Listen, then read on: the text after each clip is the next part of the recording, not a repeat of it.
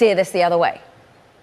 Look, I mean, obviously the leader's back, right? I mean, Musk is Tesla, Tesla is Musk, but I believe it's really about autonomous. I mean, I think as we go into Austin in June, you go into the robotics future. That's going to be a key part of the value of Tesla. Is how we get to a $2 trillion valuation. But when you look at Europe, you look at US, you look at China, and I think Musk is going to start to turn that around. And I think that's what investors are starting to factor in, not necessarily what's happening next month or two, but a rebound second half of the year. Okay, so stomach for the near term, these probably remaining poor numbers. The new refreshed Model Y isn't cutting it, it seems. It is more the political backlash. But you think ultimately the technology is going to outweigh a brand issue that they've had? Yeah, I mean, look, me and you've talked about it before. I believe 90% of the future value is autonomous and robotics. Now, look, in terms of margins, delivery, growth, that's obviously very important to near-term numbers. But I do believe Street's factoring in. You start to see a rebound second half of the year. You have a recommitted Musk, clearly. And I think when you look to the future, I mean, this along with NVIDIA, I believe the most disruptive technology companies in the world.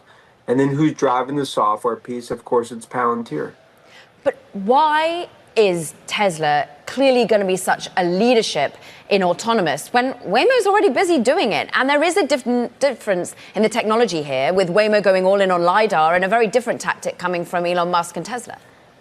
Yeah, look, Waymo clearly a head start, but I think Waymo, they're going to be at the kids' table relative to where I view Tesla in the coming years because of the scale and scope. Waymo's in 4 cities, $230,000 cars. Like, in other words, when I look out over the coming years, I think this is going to be dominated by Tesla in terms of cybercabs. It all starts obviously in the next few weeks in Austin, but no one will match the global scale and scope of Musk and Tesla. So what milestones in Austin, for example, do they need to meet? Ed Ludlow, with that great reporting out last week that June 12th is going to be the date we're anticipating for it to already make actionable what they've been trialing on the roads thus far. What do they need to meet? How do they need to show off in the technology to work? Look, the interventions, right? I mean, just showing that this is something that is ready for prime time, because this is just the beginning of ultimately going to be 15, 20, 25 cities over the next year. And I think this is just really kind of laying the groundwork from a technology perspective, showing where Tesla's going to get to. And what I believe, look, Waymo is going to be successful. And that's going to be a key sort of player. But in terms of the global vision, who's really going to dominate, I believe it's Tesla and autonomous. And is it the cybercab that dominates? Is it the fact that the Teslas are already out on the road and they become the autonomous vehicles? They are the ones that we don't use ourselves but lend out to the ecosystem? Well, yeah, I mean, first of all, it's data-driven. I mean, by next year, you have 10 million vehicles, in terms of Teslas that have been sold. Data-driven. But I do believe cybercabs, when you think about the autonomous piece, that's going to be so important. But then also it's about FSD. I mean, FSD penetration could go from 15% to 50%. Think about the margin, the software, the uplift that's going to lead to Tesla. And that's why I believe they're going into their biggest chapter of growth. And that's why also it's just so important that Musk laser focus on Tesla in those days in Trump White House and now rearview mirror. And you think he will be laser focused on Tesla because he's also saying, I've got to be laser focused on X. He's also remaining very committed and focused on SpaceX as well. And not to mention XAI getting woven into X at the moment. Look, it's all part of obviously the broader Musk ecosystem, but the hearts and lungs, the golden goose continues to be Tesla. And I think Musk recognizes now is the time, especially given autonomous and robotics with Optimus. Tell us the $2 trillion valuation and how you actually got there from a numbers perspective.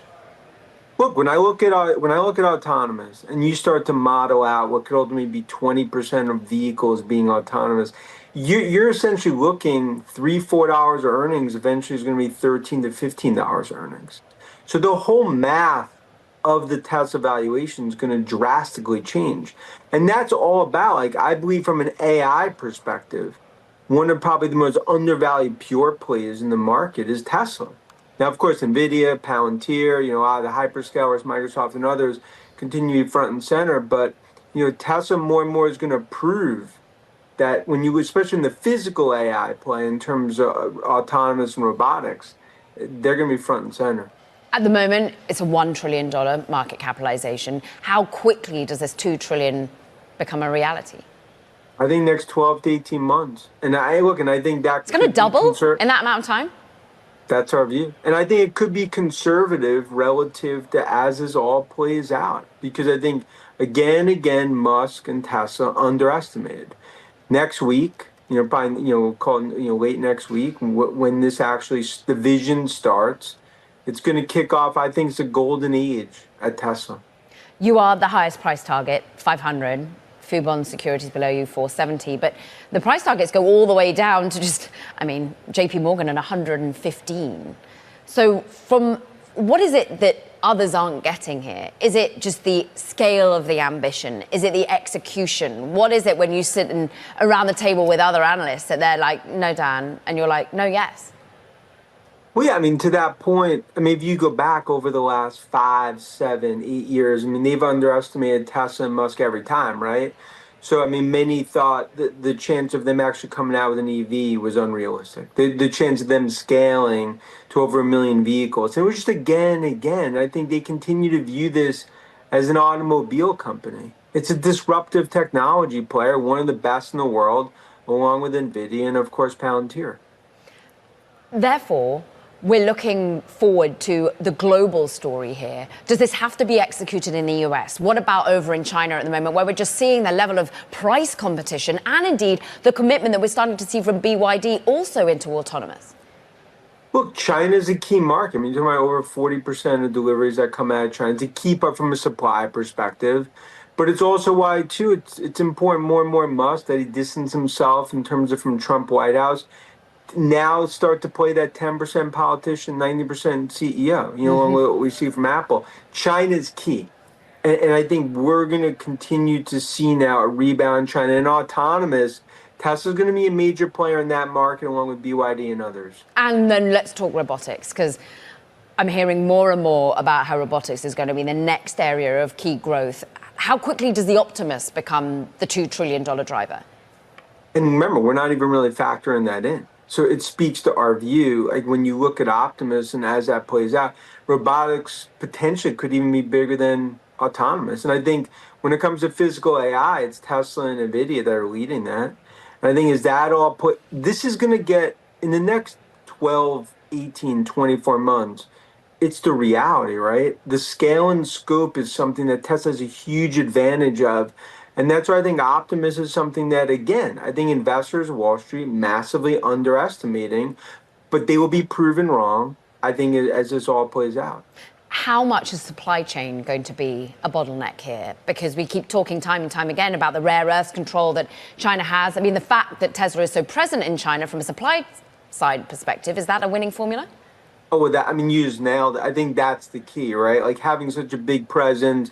And of course, Musk has very good relationship in Beijing, in terms of their footprint. That is very important. It gives them a huge advantage. And also, I think it speaks to the timing, especially in this U.S.-China negotiations, the further and further Musk distance himself from Trump in the White House. I think it's important, especially when it plays to what's happening in China.